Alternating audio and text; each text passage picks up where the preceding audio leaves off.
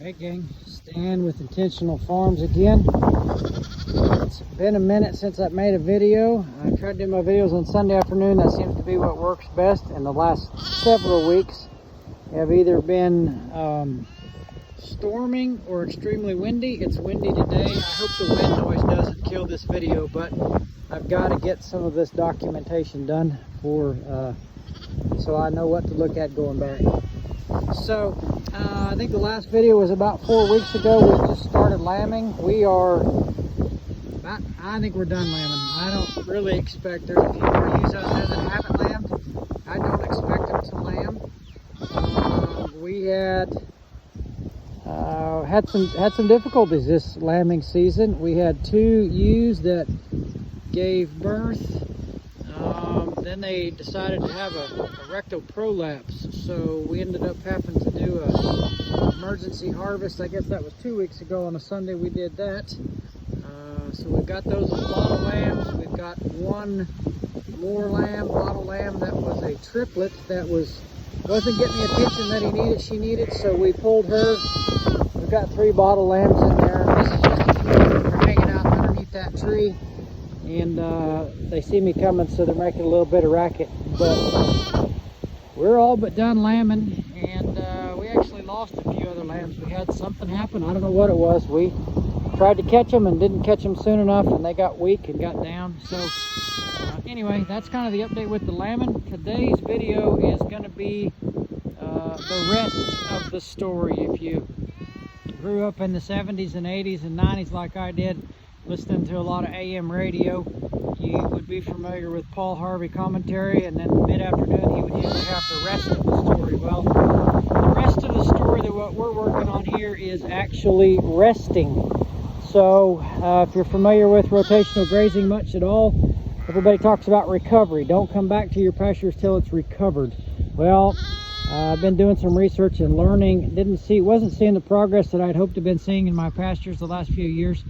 So really started digging in and learning some this winter, doing some reading, and there's a couple different approaches to all of this, and there is 2 different aspects that you have to consider. One of them is recovery, meaning that plant is recovered before you come back and graze it again. On a piece of grass, you can tell because it will have had the point grown back from the last grazing.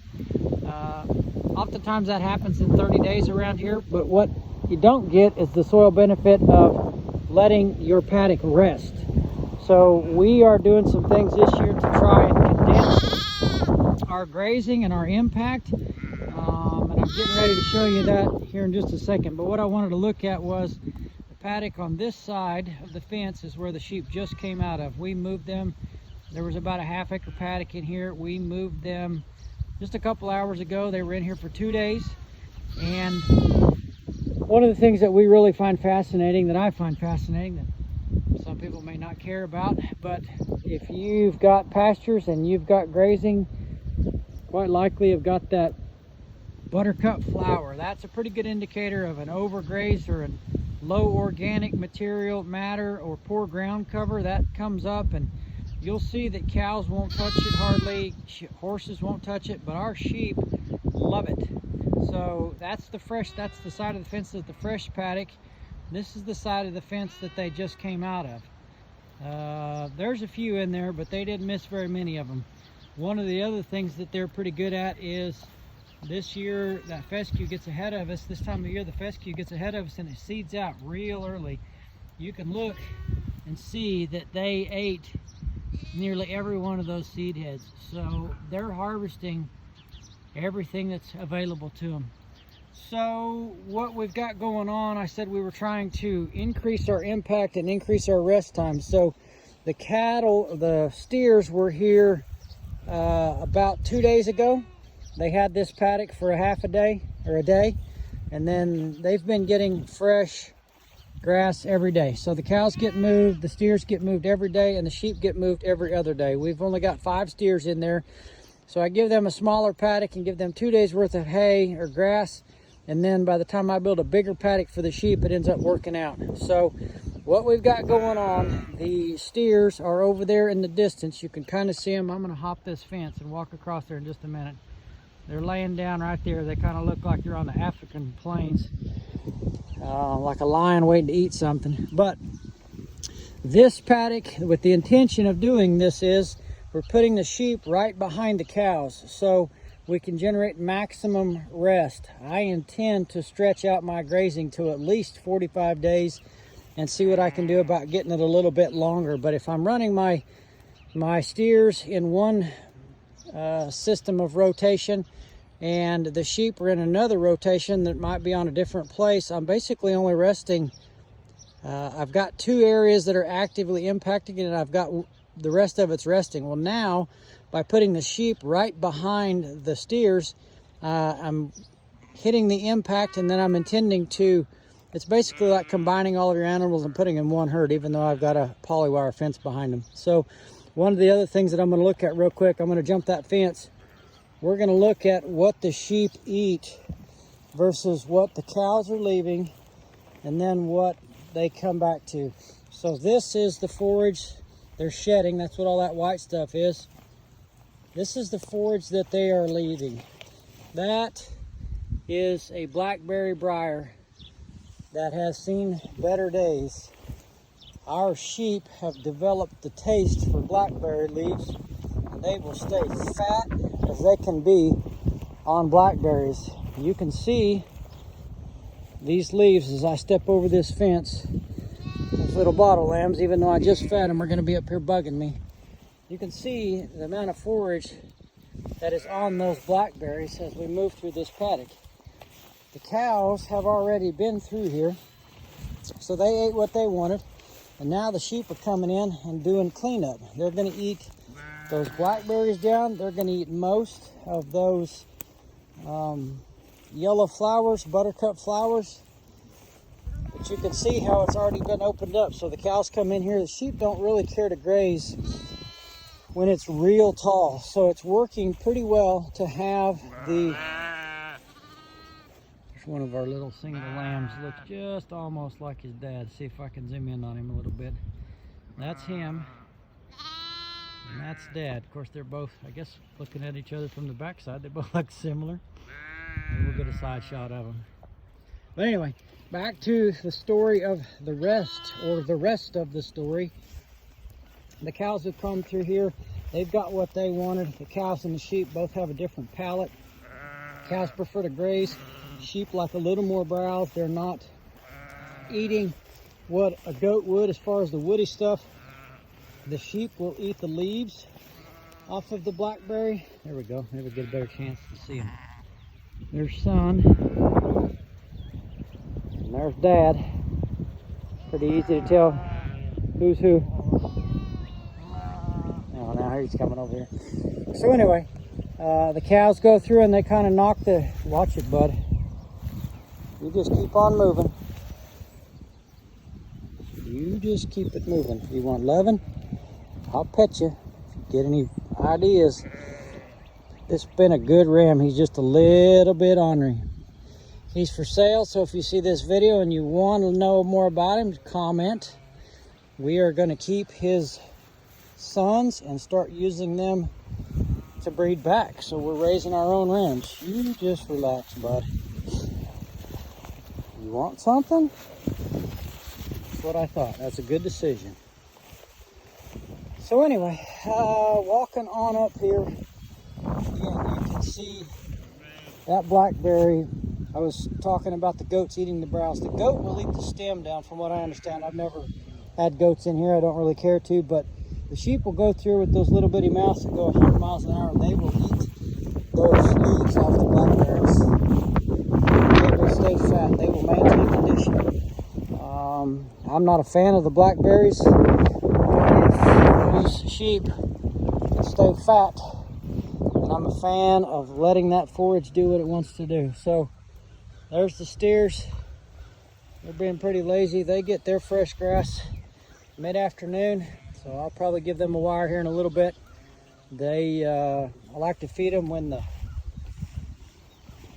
photosynthesis is the highest in the afternoon, usually 2 o'clock, something like that. This is their little shade shelter that I drag around. It's got their access to vinegar. There is both plain and garlic C90 in that deal. And you can see how they stomp it down and then they poop and pee around it. That's the whole purpose of this. One is to provide some shade. I've got some paddocks that don't have shade.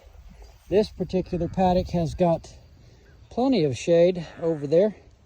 But what I'm trying to do is concentrate that impact and that fertility. You can see right there, that poo looks pretty fresh, and there's pretty good dung beetle activity in it. That is a good sign. That's one of the reasons we don't use any insecticides, any wormers, or any herbicides, any of that type of stuff, because that not only kills your soil microbiology, it kills the beneficial insects as well. So we're letting them do their thing, letting the dung beetles have a heyday, and they are really beneficial for processing the nutrients down into the soil. Usually see them show up in about a day old cow pats. Apparently they come in, they fly in, they burrow in, and then make their home in the cow patties. What we've got over here, I'm just going to walk over here and just kind of include all this. It's not really topical on the rest, but this is yesterday's new adventure. We are also raising Cornish cross broilers for meat birds on pasture. This is a Joel Salatin mimicked type system. It's actually mimicked as closely as I could get it. We built this little chicken tractor to his size specifications using the water that he suggests. And the plan is to move those chickens every day. You can begin to see, hey, we put them in here last night. You can, I don't know if you can see on video or not, but you can see the manure and the fertilizer load that's going down on there. We're going to move this chicken tractor, give them fresh grass, keep that litter right here on the some of the porous ground we've got going on.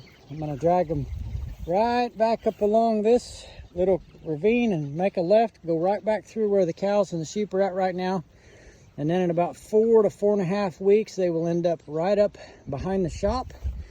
And we're going to set up our processing facility, and we're going to process, there's 151 chicks in there right now. We're going to process those on farm and hopefully have some meat birds available. So just wanted to detail that and kind of chronicle what the thought process is about the rest. Trying to generate